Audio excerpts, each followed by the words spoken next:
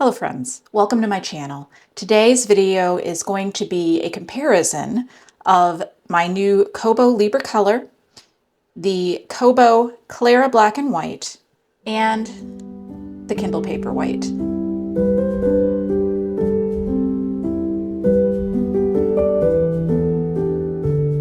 I have been a heavy Kindle user since they first came out. I got my first Kindle before they had lights in them, so you had to clip a light to them. So I've been in the Kindle ecosystem for a really long time. And recently I decided that it was time to move to something else. I'm not going to get into the reasons why I'm choosing not to support Amazon anymore. There are plenty of videos for that. I'm happy to link a few for you down below so that you can get an idea of my reasons for leaving. And I have done some investigation of various e-readers. I thought about getting a books, but that's a little bit more than I want. And then I thought about maybe, going for the Nook, but then that's not a very open ecosystem. So we ended up going for the Kobo. So I purchased for myself a Kobo Libra Color, and for my partner Sean, we got the Kobo Clara Black and White. So the first thing I want to do is just talk about the physicality of these devices and compare them to the Paperwhite. So I'm going to start with the Paperwhite here. My Paperwhite is actually a 2022 model, so it's not the current generation that just came out, but it is the last generation. And I have it in a clear case, just a plain clear case. It's a little dusty, sorry. I would say the Kindle feels very, very sturdy. I have a 6.8-inch screen on this one, which is perfect size for me. I don't like something too small. It is, of course, black and white only, but it has a really sturdy feel to it. It's kind of heavy. And that is what I have for Kindle. And then let's move on and look at the two Kobos. So the one that I purchased is the Libra Color.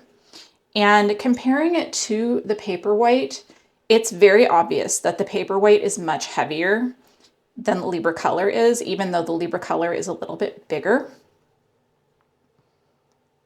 The plastic on this is, I think, a lighter weight plastic. It doesn't have probably as many metal parts as the Kindle does. The Kindle feels like a sturdier device. You turn it over to the back, you can see I've just got a plain clear case on this. That the back, I did get the white one. It looks a little gray, I think. Has this nice texture back to it. And we do have the power button on the back, which is different from the Kindle, which has the power button, of course, on the bottom, which I don't love because it's very hard to turn on and off. And then the Clara is a 6-inch screen. So this is smaller. It's going to be smaller than my Paperwhite. It's about the same size as the Kindle Basic. Or if you have an older model Paperwhite, it would be about the same size. Mine just is the larger screen. And it is definitely super lightweight. It has a very plasticky kind of feel, not in a bad way, but it just does feel very plasticky. It's a good size to kind of put it in your hands.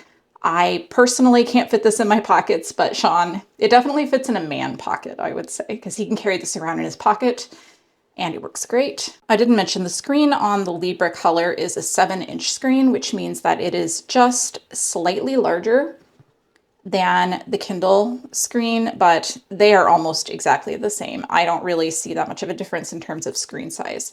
The big difference, of course, is going to be this larger casing and the physical page turn buttons that you have on the side. So I'm just going to do a quick comparison. I'm going to turn on all three and give you an idea of how long it takes. We're going to start with the Paperwhite, and I'm just going to turn that on.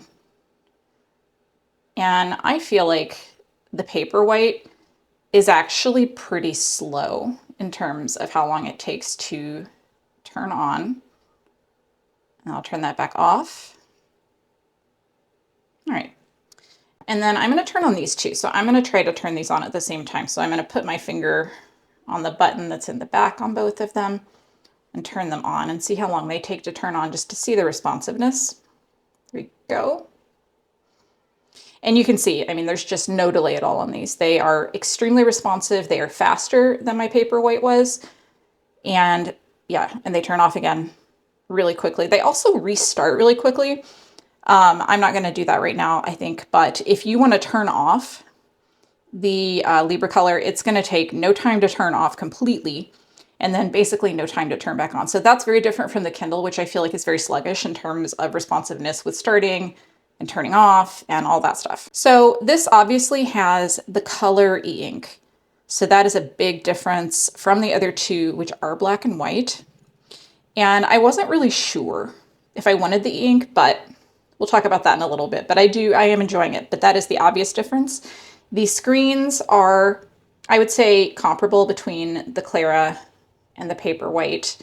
I don't notice that much difference between them. I think the Clara might be a little bit cleaner looking. You turn pages with your finger by tapping or swiping on both of these, and on the Libra Color, you can, let me turn on and open a book. You can actually see how quickly it opens a book. So you can turn with the page turn buttons, or you can tap or swipe. I'm gonna forget where I am now.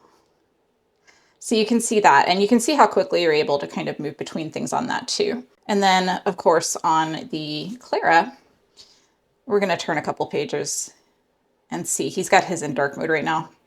Let me turn that off so you can see a better comparison.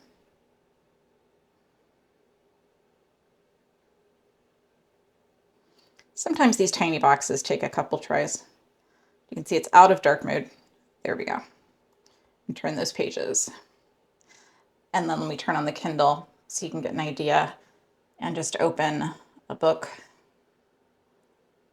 And you can see that's not a great comparison with those two, just because I think the text is bigger on this one, but you can see there's not a lot of difference between them. I feel like they're very similar. In terms of library support, there are some differences.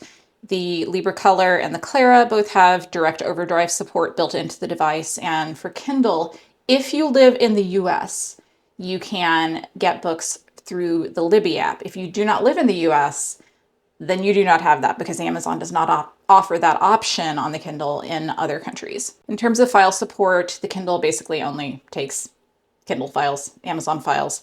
The Kobo will take EPUBs, PDFs, and Kobo books, which are called KeepHubs.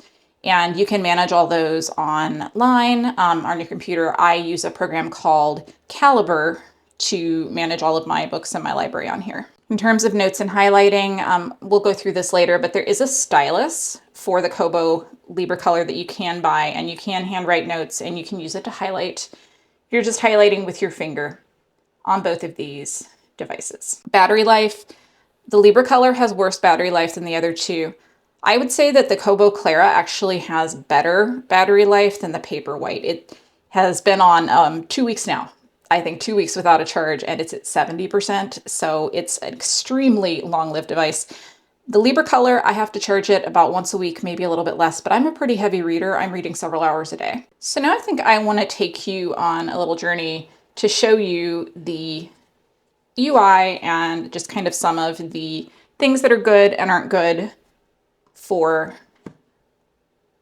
the Kobo. So when you turn it on, you're going to be on your home screen. My home screen looks like this. We have the books that you have most recently read up here on the top. You have my books, and then you can create collections. You can manage those either from the Kobo website, the Kobo app, from within Calibre if you're using that. It's very easy to manage them. I am really enjoying that kind of feature. I know Kindle has collections, but I find them clunky to add and remove things to, so I don't tend to use them a lot. So I just usually have a big list of books there on the Paperwhite. So the thing I want to talk about first is the library integration that we have on these. So if you have a library card and your library uses Overdrive or Libby, those are the same thing, you can link that library card to the Kobo directly, and I'm going to show you where that is. So in order to link a library card, you're going to go to More, you're going to click on Settings, then you're going to click on Overdrive. And you can see I'm already logged in here. So I have logged in with Overdrive. So my library card is linked to my Overdrive account. And then when I log in, which you can do with your library card on here, and then you go to the Discover tab, you can see, all these different little collections that your library's created. You can see your holds. You can see I've got some books that are on hold. None of these are ready yet, I don't think. You can check books out directly from the app if you want to. I don't know if I have any actual ability to check out books on this account right now, but let's see. I might be full. Oh, no, I was not. Okay, so I just checked out Remarkably Bright Creatures. It'll remember your settings from Libby, so if you've set it for a 2 or 3 week period, it'll remember that on here. And now that book will show up if I go to my books. It'll show up right there, and I can read it at the end of the period. It'll automatically go back. If I decide I don't want to read that book anymore, I can return it to the library directly from the device, which you can do that on Kindle. I find it cumbersome though. I think that the Kindle ecosystem does not work quite as well with the library. But having said that, there is one big difference if you're in the US and you are used to being able to use Libby.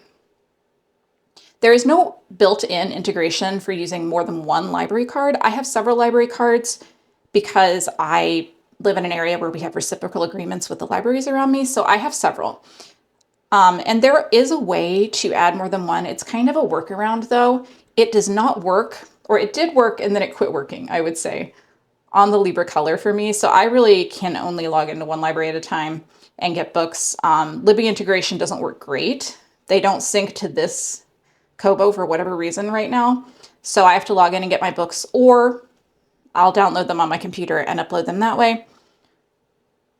Whereas on the Clara, on Sean's device, it actually is working. So he's able to be logged into 3 libraries, borrow things on his Libby, and then they'll just sync. That's not working right on mine. And I think that's because having more than one library card is really not natively supported by Kobo. And that's something that I would really like to see them work on, because I know a lot of people have more than one library card, but it's not the end of the world. It's not the end of the world. It's something that I might prefer to exist, but I'm pretty happy with the way it does it. And I love that you can borrow books directly on the device. That's a big deal. So now I want to talk about the color e-ink. So I'm going to pull over this one so you can see some of the differences in the screens. So there's definitely a difference. One, the way that they create the color is, I think there's just an extra layer on the screen that has the color in it. So it does have a little bit of a pixelated or grainy appearance compared to when you're looking at this one, which is very clear, basically just like the Paperwhite. So let me go into a book here, into what I'm currently reading. So you can see that this screen looks more gray than this screen. And in terms of brightness, let's see where we are. I'm going to show you one of the things I love, which is that you can turn the brightness up and down just by swiping. So if I want to make it as bright as his screen, I've got to turn it all the way up to something like 70%, which is not probably what I'm going to read at. I'm probably going to read it a little softer than that. But it is a difference. You do have to turn the light up a lot more to get it bright enough. And I think that's probably why the battery life is worse, because I do keep the light on a little bit more. You can turn it all the way off. Oops, I pressed the wrong thing. You can turn it all the way off. And this is what it looks like when I think the light is basically not on at all. There we go, it's off. On this one, if I turn the light all the way off, you can see that that's very different. So this is, you're just gonna sit outside and read and there's no light on at all. This one, you could do it, but it's kind of gray.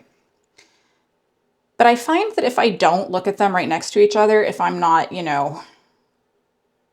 sitting here and looking at them together, it doesn't bother me. The other thing that I did, Sean obviously keeps his font much bigger than I keep mine, but the other thing that I did to make this a little more readable is I go into the font settings. I go into advanced for whatever font I've chosen, and I turned up the weight. And that's just going to kind of like applying a bold effect to the text. That's going to make it more readable, I think, on this screen, but I don't really have any complaints. I haven't had any trouble reading it. And to be honest, I'm somebody whose eyes are very sensitive, and my Kindle has been on dark mode like 90% of the time. And I don't feel like I have to put this one on dark mode unless I'm reading in the dark. but I will show you dark mode so that you can see that it's not super black. So let's turn on dark mode. Again, these tiny boxes are hard to do. There we go. And it's black. Let's turn it on here. You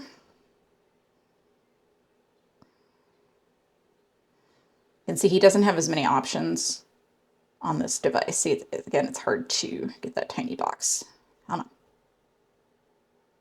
We got you. There we go. Okay, so not a lot of difference in dark mode. So if you're going to read in dark mode a lot, I notice no difference.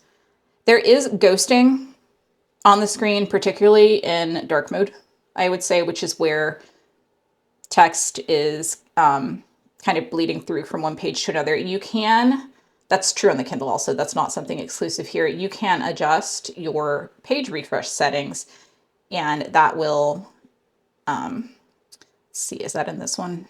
Yes, refresh the screen I have 10 pages.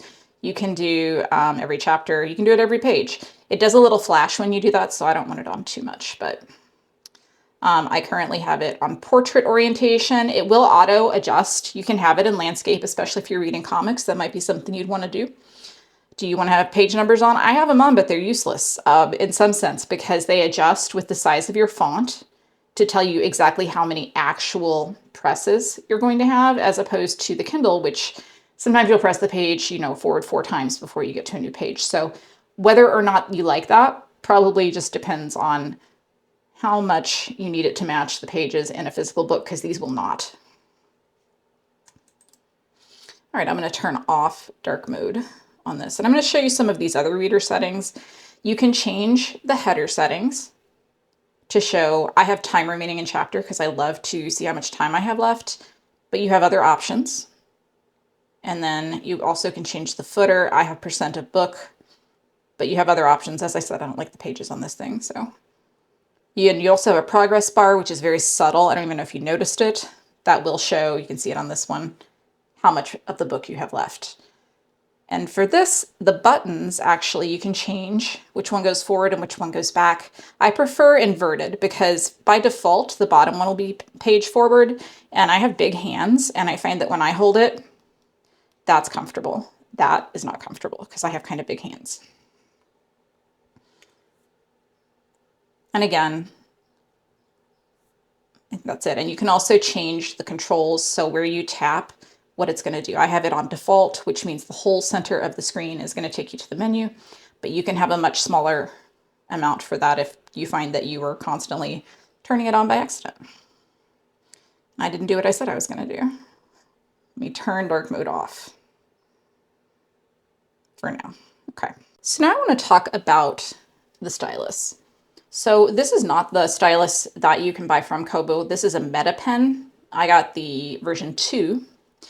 And it's basically the exact same pen as the one you can get from Kobo, except the buttons are switched. So when I want to highlight, I use the end instead of holding down this button, and this button will erase. But that's the only real difference between them.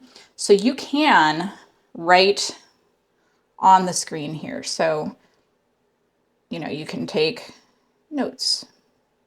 You don't have to press on the screen at all, basically, to do that. And then you can also highlight. I find the highlighting with this thing to be a little funky sometimes, but I'm going to show you it. And then once that's up, there you go. I've already set my color, so it didn't ask me, but you have color options. Most of the time, if I'm just highlighting, I'm just going to be finger highlighting because that's easier for me than having to get this thing out. But if I wanted to write in a book, I would definitely use this. I don't think that the highlights and the notations are necessarily going to be that useful for me.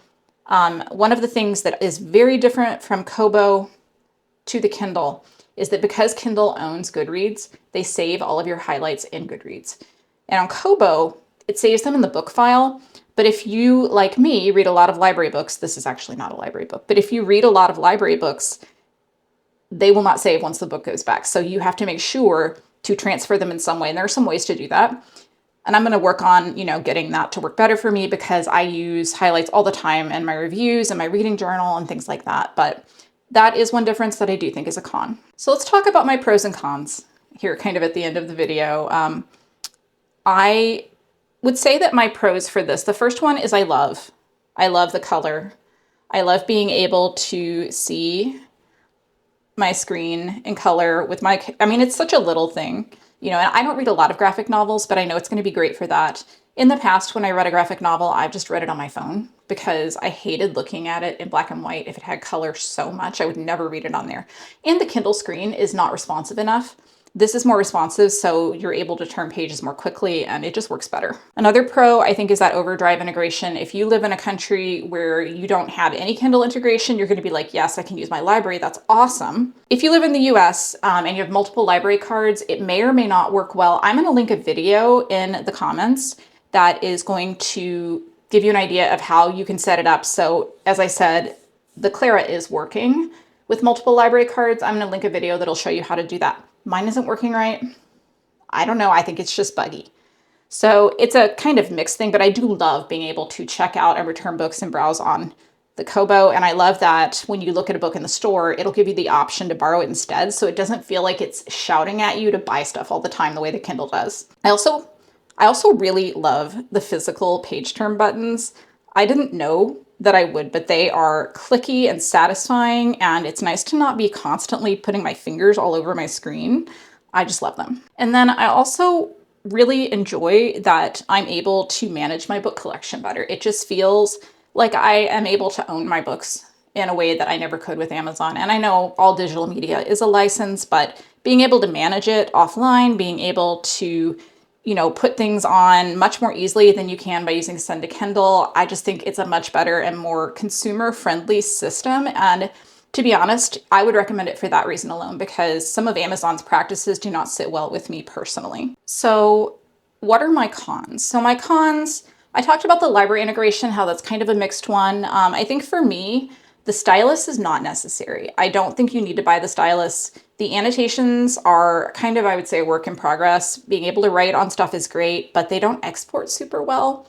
The highlights, again, I feel like that needs to be worked on a little bit, but I'm not really complaining. I know that they don't have that Goodreads integration advantage that Amazon has. So I'm going to figure out a way to get my highlights onto my Notion, and then I think it's going to be just fine. So let's talk about the library, and I'm going to turn this on again so you can see. I'm going to actually go to the store. It's lost my network connection. There we go. I'm upstairs where we don't have great network connection. So here in the store, I'm on Overdrive. I'm going to click over to eBooks. And you can see this is their store. So today, every day they have a daily deal. Today it's A Song to Drown Rivers, which I read for $2.99. It'll show you the books that people are reading, books that are recommended based on things that you have read. So it's just giving me things that are similar to that book that I just checked out and then returned immediately, which is kind of fun. We also have audiobooks because you can listen to audiobooks on this. I have not done so, but I know that you can. Ooh, they've got Emily Wilde for $5. That's a good deal. And then Kobo Plus is their alternative to Kindle Unlimited. It is very different. It is $8 a month, and you get a selection of books that are not, it's just not going to be the same as what you get in Kindle Unlimited. Kindle Unlimited is a very different thing. Amazon works really hard to kind of force authors to exist only in their ecosystem. Again, not my area of expertise, but I'll link some videos down below if you want to get an idea of what that means. For me, for authors that exist only within that ecosystem, I am probably going forward going to buy a physical book from them because I do not want to support Amazon's practices. But I do understand that there are a lot of indie authors who really depend on Amazon for their income right now. So that is a complicated thing that I think everyone has to kind of make their own decisions on. But I'm going to try as much as I can to stay off the Kindle. I also did want to talk a little bit about cases very briefly here at the end. So as I said, on the Libra Color, this is the one that they sell from the Kobo store. It's a clear plastic case. It is super overpriced. It was $25, but the reason why I bought it was because I knew it would fit this model. A lot of the ones that you can find online they say they fit the regular Libra that does not exist anymore, or the color, and they're not exactly the same size. And I wanted one that would fit really tightly because eventually I'm going to take my stickers out of here and put them in here. And I want them to not move around. This one, There are plenty of covers again for this. You can find generic ones. You can buy the ones directly from Kobo. Sean has a cover for this that has a clear back. So if you like the clear back, but you also want it to have the sleep case, you want it to have a cover and have it turn on and off when you open and close the cover. He has one of those. I'll link that down below.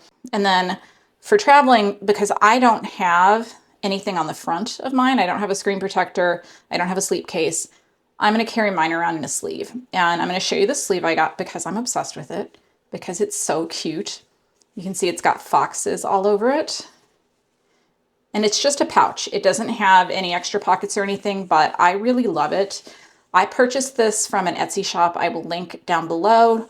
Not sponsored, just a really happy customer. I don't tend to snap it closed because that snap is very tight. I just put it in there, put it in my bag. It is obviously not going to be small. You can see that when I put it in here, you're going to be really limited in the size of bags you can carry around with me, but that's okay. I carry a big bag anyway. But if you want something smaller, this is very small, and you could definitely fit this in a lot of bags. So yeah, to sum up, I would say that if you want color, if you want to be able to read in color, or you want the page turn buttons, or you just want a larger screen, I would go with the Libra Color. If you need something smaller, something that can fit in, you know, a man pocket or a smaller purse, I think that you would be happy with the Clara. I think that it's very nice. So I'm very happy with my purchase, and I know we both love these, and we are so excited to be able to use these for years to come. And that's all I have for today. Please let me know down in the comments, what kind of an e-reader do you use, if you use an e-reader? And if you have a Kindle, have you ever thought about switching to a different kind of e-reader? I'm just curious. I would love to hear from you. I hope that you all have a fantastic day. I will see you in the next video. Goodbye.